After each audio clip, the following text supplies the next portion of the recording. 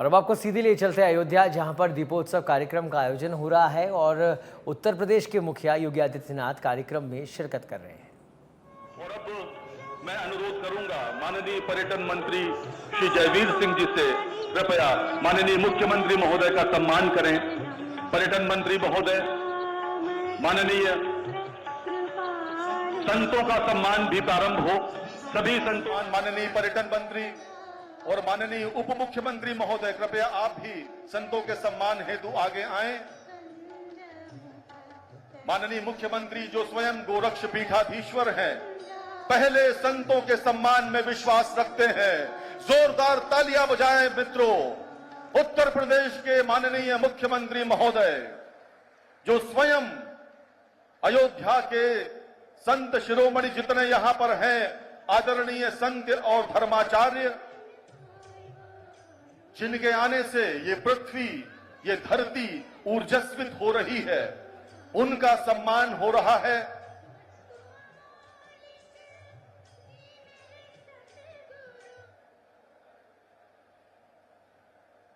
और इस समय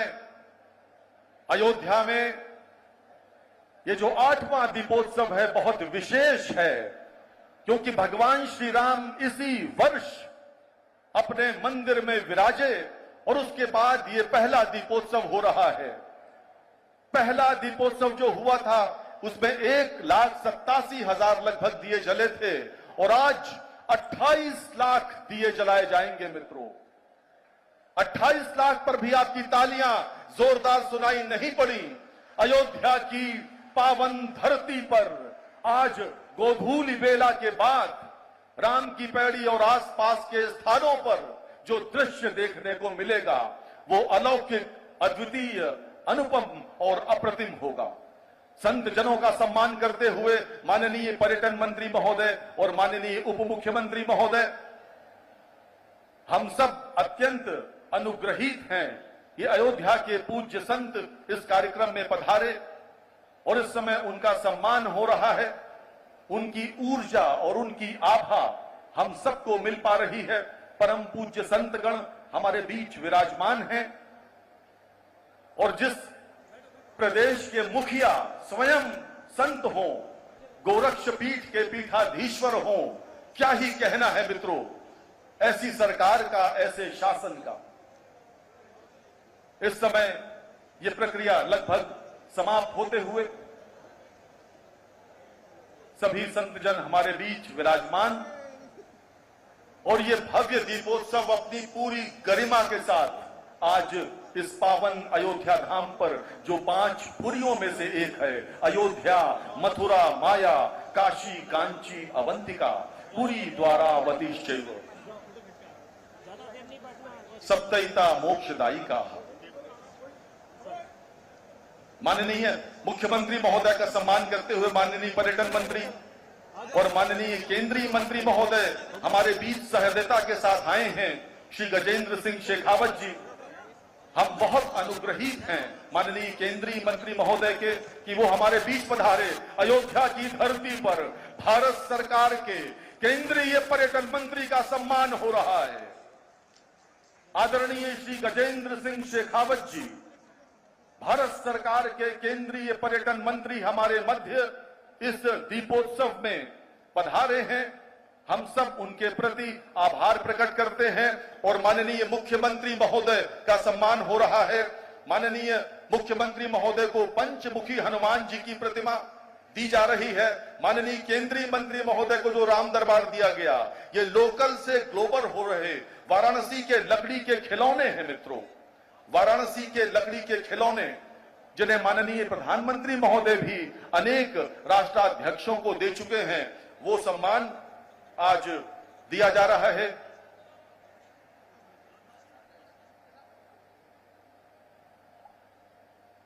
और अब मैं अत्यंत विनम्रता पूर्वक अनुरोध करूंगा माननीय मुख्यमंत्री महोदय से, कृपया मंच पर पधारें। माननीय केंद्रीय मंत्री महोदय कृपया पधारें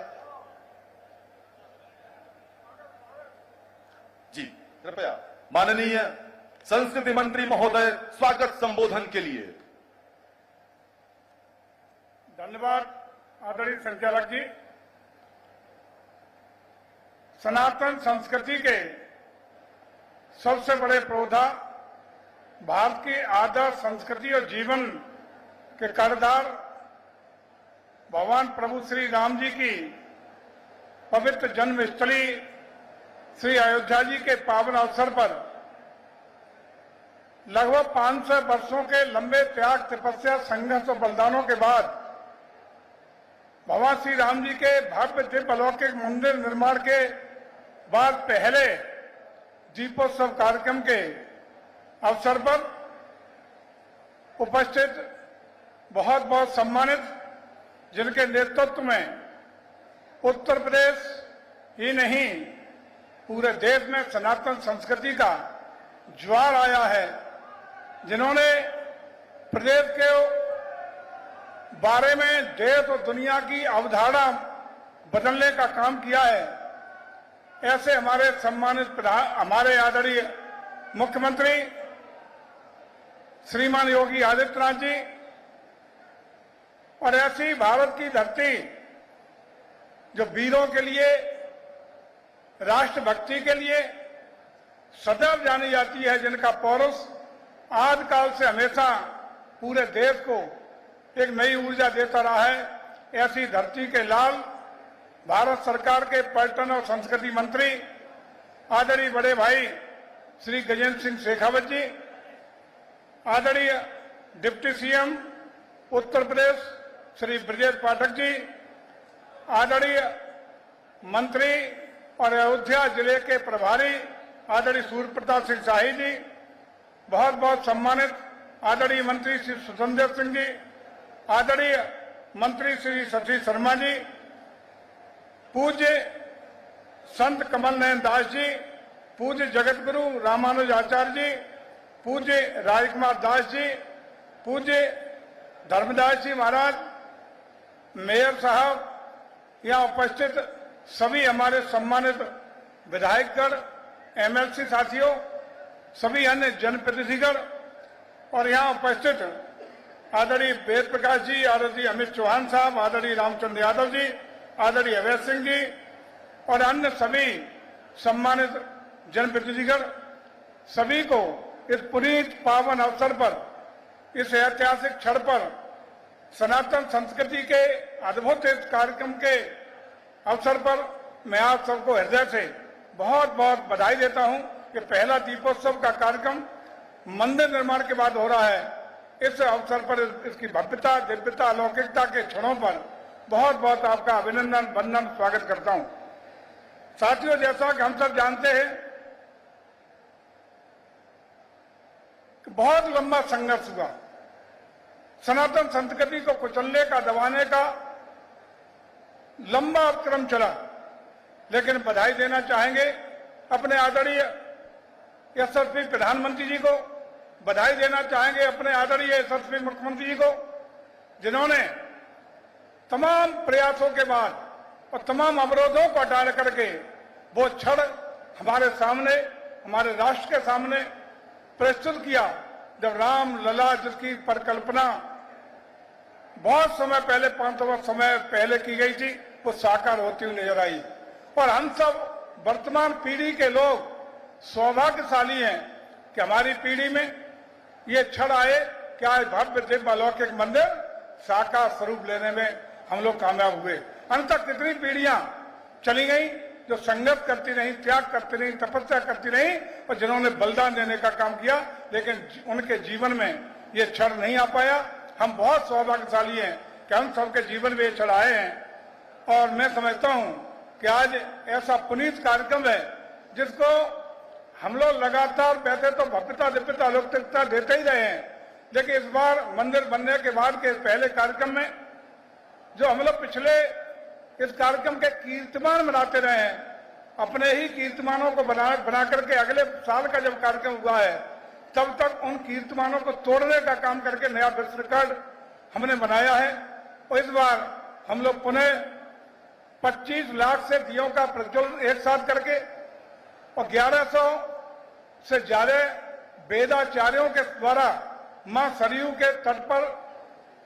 मां की आरती करने का एक विश्व रिकॉर्ड बनाकर के Guinness book of world record बनाने का काम करने जा रहे हैं। ऐसे शुभ अवसर पर मैं पुनः एक बार पधारे हुए सभी जन को कोर्ट से बहुत बहुत बधाइयां देता हूं, शुभकामनाएं देता हूं और हम उम्मीद करते हैं कि ऐसे क्षण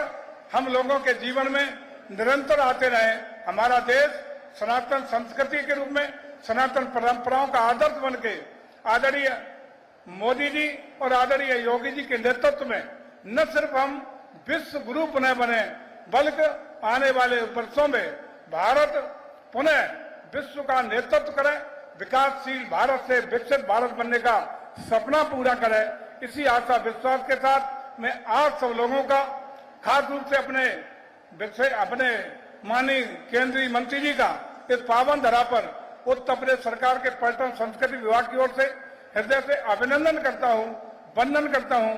और उनका आभार प्रकट करता हूं कि उन्होंने अपना बेशकीमती समय में से कुछ क्षण हमारे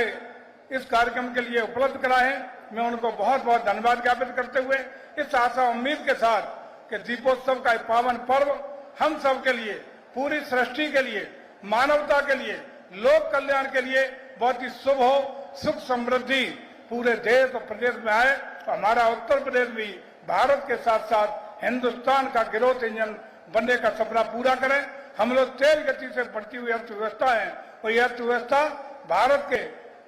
गिने चुने राज्यों में प्रथम पंक्ति में खड़ी दिखाई पड़े, ऐसा में भरोसा है। आदरणीय मुख्यमंत्री के नेतृत्व में भरोसा है, आपके कुशल राजनीतिक नेतृत्व में, और भरोसा है आप सब लोगों के सहयोग की कृपा से हम लोग निश्चित रूप से सनातन परंपरा, आदर्श और मूल्यों को बढ़ाते हुए उनको संवर्धित करते हुए निश्चित रूप से अपने मुकाम को हासिल करेंगे, अपनी ऊंचाइयों को छुएंगे। आज जो उत्तर प्रदेश के बारे में आदरणीय मुख्यमंत्री जी के नेतृत्व में जो 7 साल में सोच बदला है, परफेक्शन बदला है, देश और दुनिया के निवेशकों की बात करें या दुनिया के विश्वास की बात करें, उत्तर प्रदेश के बारे में आज लोगों का विश्वास बढ़ा है। यही विश्वास हम सबकी पूंजी है। मैं आप सबको पुनः बहुत बहुत दीपावली के पावन अवसर पर अपनी ओर से बधाई देते हुए, शुभकामना देते हुए, आप सबकी सुख समृद्धि की मंगल कामना करते हुए अपनी बात को विराम देता हूं। जय जय श्री राम, जय जय श्री राम, जय जय श्री राम। बहुत बहुत धन्यवाद। बहुत बहुत धन्यवाद माननीय मंत्री महोदय। और अब मैं अत्यंत विनम्रता के साथ उत्तर प्रदेश के माननीय उप मुख्यमंत्री श्री ब्रजेश पाठक जी को उनके संबोधन के लिए आमंत्रित करता हूं। करतल ध्वनि के साथ स्वागत करें उत्तर प्रदेश के माननीय उप मुख्यमंत्री श्री ब्रजेश पाठक जी का।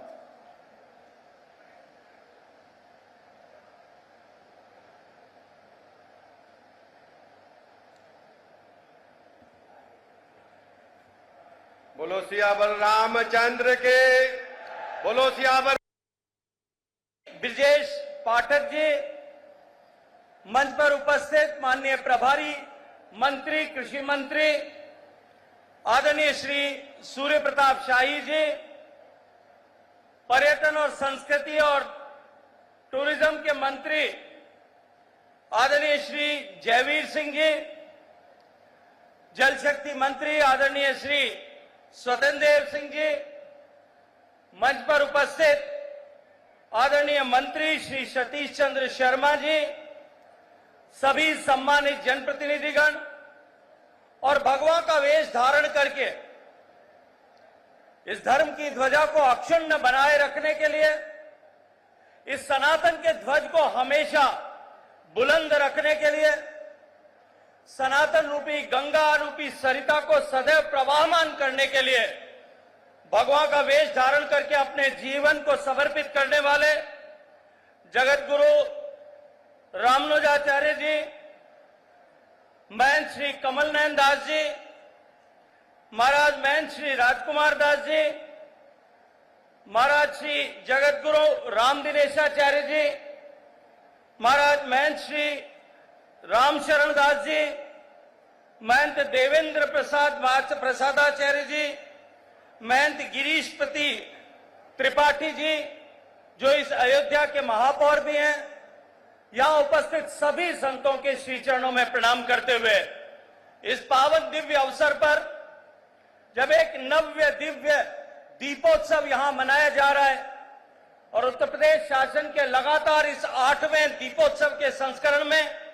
माननीय योगी जी के नेतृत्व में नित नई एक परिभाषा गढ़ी जा रही है, एक नया रिकॉर्ड बनाया जा रहा है। ऐसे दीपोत्सव में उपस्थित सभी संतों के श्री चरणों में प्रणाम करते हुए मैं आप सबको भी माननीय मोदी जी की तरफ से आप सबको बधाई देता हूं, दीपावली पर आप सबका अभिनंदन करता हूं। मित्रों, 500 साल पहले जब राम मंदिर को बाबर के सेनापति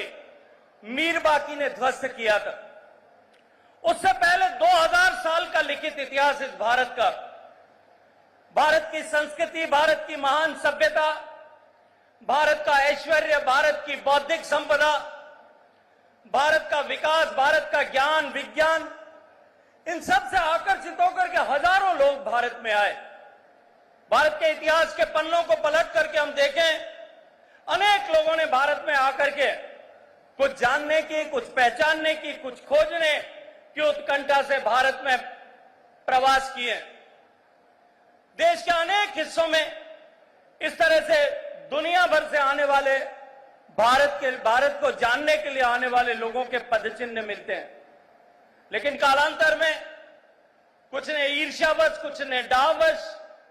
कुछ ने भारत की इस बौद्धिक संपदा को नष्ट करने और साथ ही कुछ लोगों ने भारत की इस धन संपदा को लूटने के लिए अनेक आक्रमण किए।